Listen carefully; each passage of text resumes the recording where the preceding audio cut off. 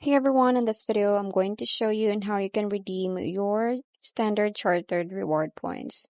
So here I'm on their official website and I'm on the reward points redemption section.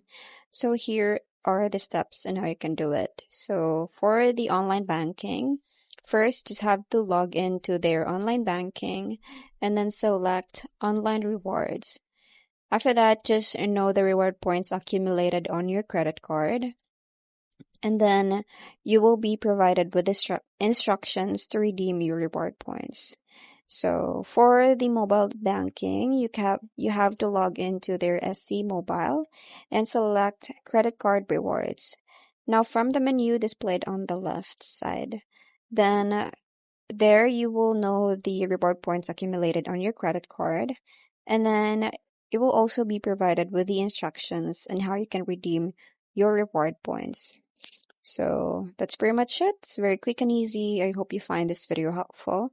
Thanks for watching, and I'll see you in my next one. Bye!